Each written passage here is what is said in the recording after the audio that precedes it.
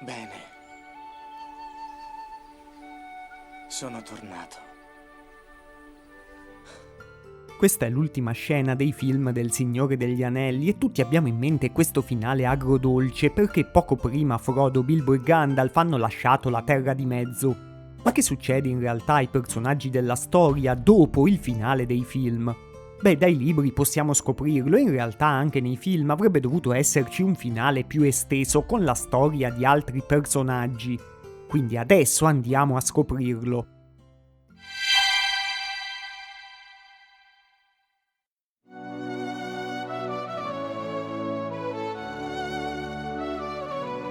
Nei libri passano 2 anni tra la sconfitta di Sauron e quando Frodo abbandona la Terra di Mezzo, e nei film questo lasso di tempo per ovvie ragioni sembra più breve. Dopo l'incoronazione di Aragorn, i membri della compagnia passano dei mesi a Gondor e poi vanno tutti a Edoras per il funerale di Re Theoden. Poi vanno a Isengard e è l'ultima volta in cui tutti i membri della Compagnia dell'Anello saranno insieme. Infatti lì la compagnia si scioglie ufficialmente. Gandalf prima di partire spesso va a trovare Tom Bombadil che come tutti sapete non compare nei film di Jackson. Non sappiamo cosa si dicono anche se sarebbe molto interessante saperlo perché probabilmente hanno molto da dirsi visto che vivono tutti e due da millenni e sono esseri soprannaturali. Frodo partecipa alla riconquista della contea che è stata tagliata dai film e comunque dopo rimane ancora vittima di quello che ha subito nel suo viaggio per distruggere l'anello. Infatti si ammala ogni volta che ricorre l'anniversario della ferita della lama dei Nazgûl e dell'avvelenamento di Shelob. Nei libri si dice che Frodo salpa dai porti grigi pieno di una tristezza benedetta e priva di ogni amarezza, una cosa che anche i film rendono molto bene. Ma lui non morirà subito a differenza di quello che tanti pensano quando arriverà nel reame beato. Infatti Frodo trascorrerà il resto dei suoi giorni in un periodo di riflessione e di pace su Tol Eressëa, che è un'isola davanti al reame beato. Questo gli darà l'opportunità di capire veramente il suo ruolo nella storia del mondo. Gandalf presumibilmente è tornato tra gli altri spiriti angelici e lui ha portato a termine perfettamente la sua missione di supportare i popoli della Terra di Mezzo contro Sauron. Lui è un essere con uno spirito immortale, quindi non era morto davvero neanche contro il Balrog.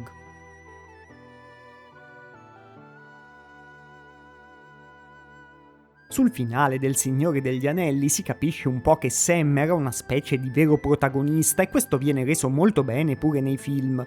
Infatti dopo che Frodo è partito lui diventa il suo erede e va a vivere a casa Baggins. Si sposa con Rosie Cotton e pure questo si vede alla fine dei film e avrà con lei ben 13 figli, di cui la più importante per la storia è la sua primogenita Elanor. Proprio il nome della bambina è stato consigliato da Frodo prima di partire e è il nome di un piccolo fiore dorato che cresceva nei prati di Lothlórien. Sam sarà uno degli hobbit più importanti nel riportare la contea al suo splendore dopo che era stata devastata.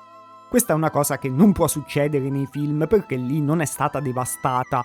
Lui pianta dei semi donati da Galadriel che fanno crescere dei Mallorn, che sarebbero gli alberi su cui gli elfi costruiscono le loro case. La famiglia di Sam verrà chiamata non più Gamgee ma Gardener, che significa giardiniere, proprio in onore del fatto che Sam ha aiutato a riportare la contea a essere immersa nella natura. Sam viene eletto anche per 7 volte sindaco di Pietraforata, che è un po' il ruolo politico più importante della contea. Tolkien aveva aggiunto diversi dettagli sulla vita che vive nella contea in un epilogo che poi non è mai stato inserito nel libro definitivo, ma che ha solo riassunto nelle appendici del Signore degli Anelli, e quindi ha un contenuto probabilmente valido su come si svolge la vita di Sam in quel momento. Era soprattutto un dialogo tra lui e la sua famiglia. I figli gli chiedevano le origini dei loro nomi e visto che lui ne ha chiamati alcuni Frodo, Merry e Pipino era l'occasione per tramandare le passate avventure un po' come faceva Bilbo tempo prima. I figli gli chiedevano anche se esistessero ancora gli orchi e lui diceva di sì, anche se non erano vicini alla contea. Sam avrebbe rivelato che pure il cavallo di Gandalf Ombromanto era salpato con lui per il reame beato. I figli volevano sapere anche se gli Ent alla fine avevano trovato le Entesse, una curiosità che hanno avuto anche tanti fan del Signore degli Anelli. Purtroppo Sam diceva di non saperlo e pensava che aiutare gli Ent a trovare le Entesse fosse qualcosa che andava ben al di là delle possibilità degli Hobbit. Tolkien poi aveva delineato da un'altra parte che gli Ent non avrebbero mai trovato le Entesse e pian piano sarebbero diventati come alberi normali. Sam verrà poi nominato anche consigliere del Regno del Nord da Aragorn e lo andrà a trovare a Gondor ancora 21 anni dopo la fine della Guerra dell'Anello. Proprio per la sua amicizia con gli Hobbit, Aragorn pubblica un editto che proibisce agli uomini di entrare nella contea e rende la contea un paese libero sotto la protezione del Regno del Nord. Poi donerà un territorio aggiuntivo, cioè i confini occidentali, alla contea e alcuni Hobbit ci si trasferiranno. 61 anni dopo, rispetto al finale dei film, Sam ha 102 anni e muore sua moglie Rosie. A quel punto lui decide di lasciare la Terra di Mezzo, infatti nei libri, essendo stato anche lui un portatore dell'anello, anche se per breve tempo deve salpare verso Valinor. Lui lascia il libro rosso che contiene tutta la storia del viaggio di Bilbo e di Frodo a sua figlia Elanor. Poi anche lui va ai Porti Grigi e attraversa il mare, essendo l'ultimo dei portatori dell'anello a lasciare la Terra di Mezzo. Non viene mai confermato, ma probabilmente ha incontrato di nuovo il buon vecchio padron Frodo dopo 61 anni proprio sull'isola di Tol Eressëa. Dalla figlia di Sam, Elanor, discenderà la famiglia dei Bel Piccolo di Sottotorri, che sono i custodi dei confini occidentali. Quindi saranno Elanor e poi i suoi discendenti a conservare il libro rosso iniziato da Bilbo Baggins, che infatti da loro prende il nome di libro rosso dei confini occidentali. Nella finzione della storia sono loro aver tramandato il racconto del Signore degli Anelli fino a noi, anche se pian piano la razza degli Hobbit sarebbe diventata ancora più piccola di statura e difficile da trovare per gli uomini alti.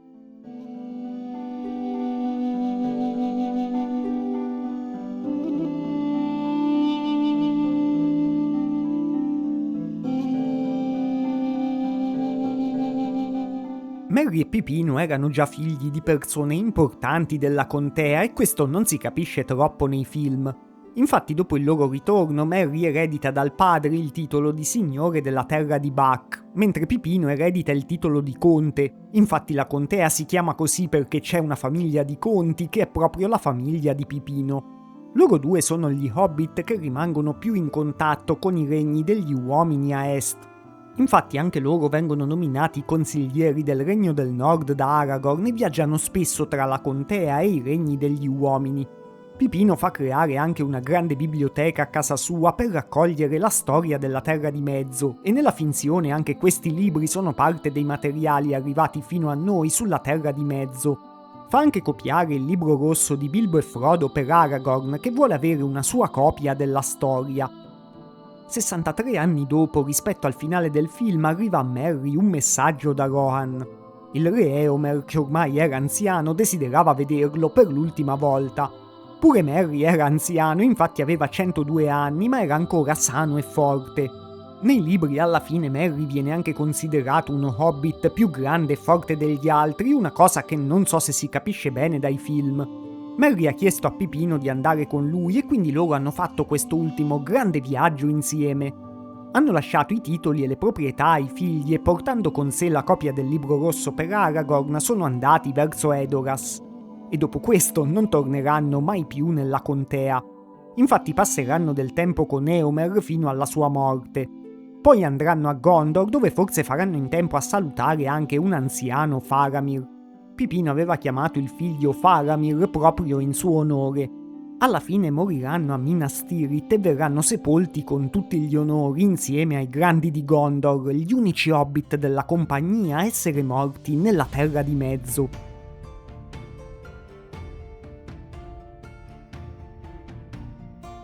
Se state apprezzando il video non dimenticatevi di iscrivervi al canale per non perdervi i prossimi e magari consigliatelo anche a amici che vogliono saperne sempre di più sull'universo del Signore degli Anelli.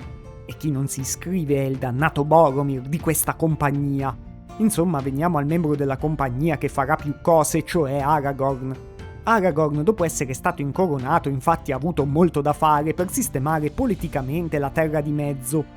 Ha perdonato alcuni nemici umani che avevano servito Sauron, come gli Esterling che si erano arresi. e ha fatto pure pace con gli Haradrim. Ha liberato degli schiavi di Mordor che non si vedono nei film ma che sostanzialmente lavoravano per nutrire gli eserciti di Sauron.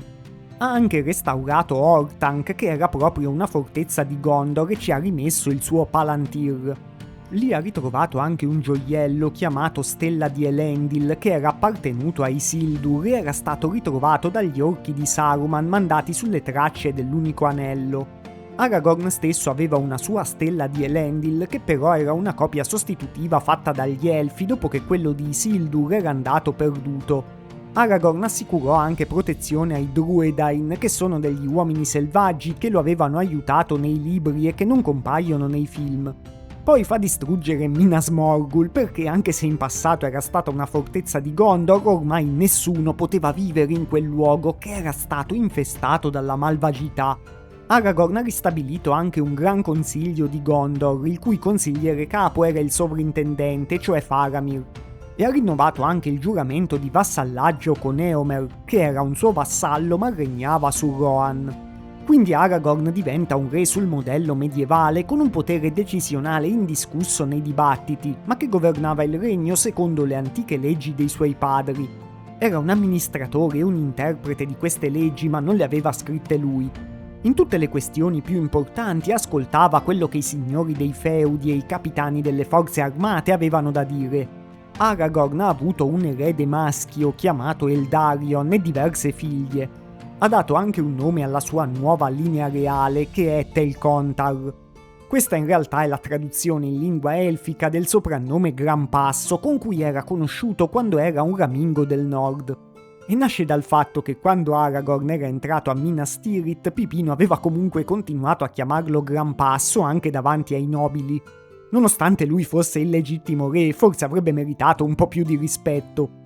Aragorn non si era arrabbiato e anzi aveva deciso che questo soprannome sarebbe diventato il nome ufficiale della sua casata. Aragorn, come abbiamo già visto, è rimasto sempre in amicizia con gli Hobbit e in un'occasione gli ha fatto anche visita con la sua corte soggiornando a Numinas, che era l'antica capitale del regno di Arnor, e lui l'aveva fatta in parte restaurare. In questa occasione aveva salutato i suoi vecchi amici Hobbit e la figlia di Sam, Elanor, era stata nominata damigella d'onore della regina Arwen. Ma dopo 210 anni di vita e 122 anni di regno, alla fine Aragorn aveva sentito avvicinarsi la vecchiaia e aveva capito che i giorni della sua vita stavano per finire. Quindi si era disteso per morire volontariamente nel sonno, come facevano i suoi antenati, che accettavano volontariamente il dono della morte fatto agli uomini senza ambire all'immortalità e senza rimorsi. Tolkien scrive che allora in lui si rivelò una grande bellezza e tutti coloro che vennero a guardarlo lo osservarono con meraviglia, perché videro che la grazia della sua gioventù, il coraggio della virilità e la saggezza e maestà della vecchiaia erano fusi in una cosa sola. Egli giacque a lungo là, immagine dello splendore dei re degli uomini, immersa nella gloria raggiante precedente al crollo del mondo. Vicino alla sua tomba verranno messe anche quelle di Merry e Pipino, un grande riconoscimento per i due Hobbit. Arwen, anche se sapeva che quel momento sarebbe arrivato, ha deciso di lasciarsi morire pure lei. Scrive sempre Tolkien, Arwen partì e la luce dei suoi occhi era spenta. Al suo popolo parve che ella fosse diventata fredda e grigia come la notte d'inverno senza una stella. Disse addio a Eldarion, alle sue figlie e a tutti coloro che aveva amato e lasciò la città di Minas Tirith. Si recò nella terra di Lorien e vi dimorò sola sotto gli alberi pallidi fino al giungere dell'inverno. Galadriel era partita e anche Celeborn se n'era andato e tutto era silenzio.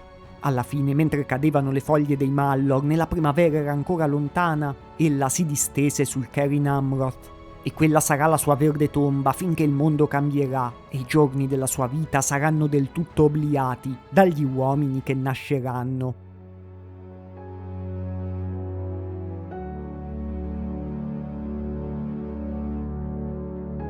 Prima di vedere il vero finale degli ultimi due membri della compagnia rimasti, ovvero Gimli e Legolas, che è anche molto interessante, possiamo parlare pure un po' di quello che succede a altri personaggi dopo i film.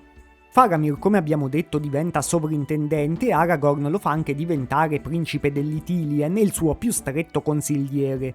Faramir sposa anche Éowyn e nei film avrebbe dovuto essere inclusa in origine la scena del loro matrimonio. Avranno pure un figlio chiamato Elboron. Nonostante la pace, il regno di Aragorn aveva ancora dei problemi con alcuni ex alleati di Sauron come i corsari di Umbar e gli Esterling. Quindi spesso Faramir doveva guidare delle spedizioni o rimanere a Minas Tirith in assenza del re. C'era anche da dare la caccia a fuorilegge e orchi rimasti e da provare a bonificare la valle di Minas Morgul. Éomer è diventato il re di Rohan e ha regnato per ben 65 anni. Ha sposato la figlia di Imrahil, un gondoriano che non compare nei film, e ha avuto pure lui un figlio. Tolkien spiega che Éomer ha tenuto strettamente fede al suo giuramento di vassallaggio, e dovunque combattesse Aragorn, re Éomer lo accompagnava. Al di là del mare di Rhûn e nei lontani campi del sud si udì più volte scalpitare la cavalleria del Mark. E il bianco cavallo in Campoverde sventolò al vento di molti paesi, prima che Éomer diventasse vecchio. Anche dei personaggi dello Hobbit avevano un loro finale dopo il Signore degli Anelli. Brand, che era il nipote di Bard l'arciere e il re dei nani di Erebor, Dain, vennero uccisi da un esercito di Esterling nel nord in una grande battaglia. Ma quando arrivò la notizia della caduta di Sauron, quell'esercito venne messo in fuga essendo in preda alla disperazione.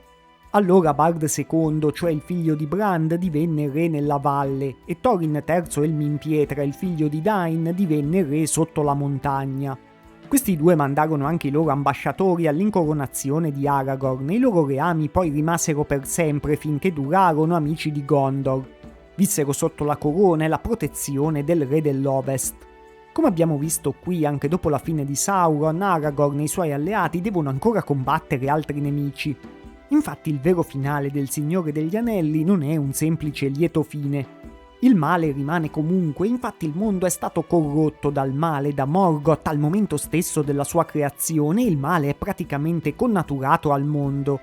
Gli stessi Saruman e Sauron non sono effettivamente morti del tutto nel Signore degli Anelli, visto che sono spiriti immortali come Gandalf. Solo non dovrebbero tornare più nella Terra di Mezzo, ma torneranno per l'ultima battaglia cosmica tra bene e male. Tolkien stesso aveva iniziato un seguito per il Signore degli Anelli in cui il male tornava a Gondor durante il regno del figlio di Aragorn, e tornava sotto forma di società segrete e culti oscuri. Se vi interessa sapere tutto su quella storia, gli ho dedicato un video apposito in cui la racconto nel dettaglio.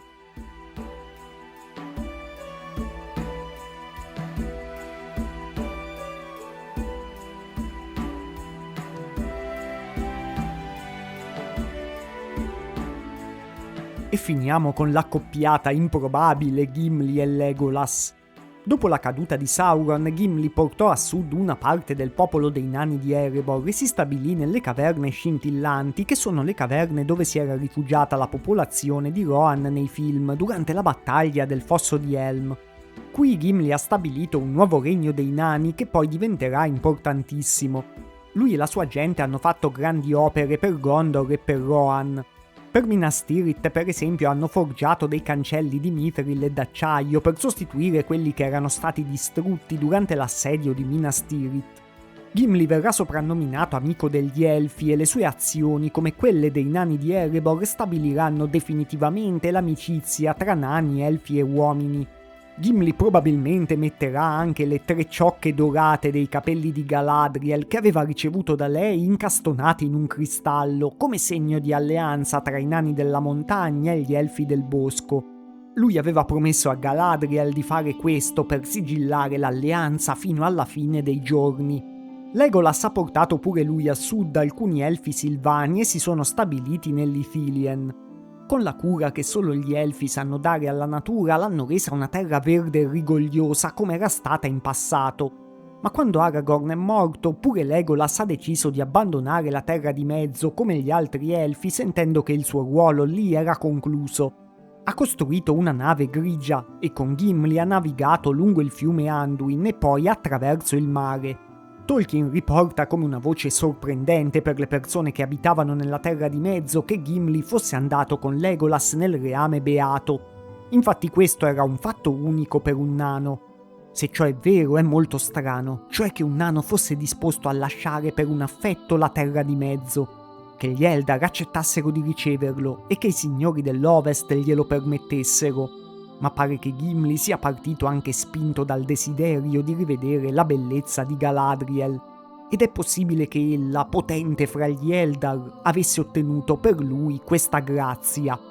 E con la partenza di Gimli e di Legolas finiva per sempre nella Terra di Mezzo la compagnia dell'Anello. I loro popoli poi hanno avuto due destini diversi, come era previsto fin da quando erano stati creati. I nani sono rimasti nella Terra di Mezzo e hanno finalmente riconquistato Moria dopo circa 170 anni dalla fine della Guerra dell'Anello. Infatti Durin VII, che era un discendente della stirpe di Dain, ha regnato nuovamente su Moria. Invece gli ultimi elfi che ricordavano i tempi antichi sono salpati per il reame beato. Questi erano Celeborn e Círdan il Carpentiere, che hanno un ruolo marginale nei film, ma che nella storia sono gli ultimi degli antichi elfi a salpare per Valinor. Con loro scomparirà per sempre dalla Terra di Mezzo anche la memoria dei giorni antichi.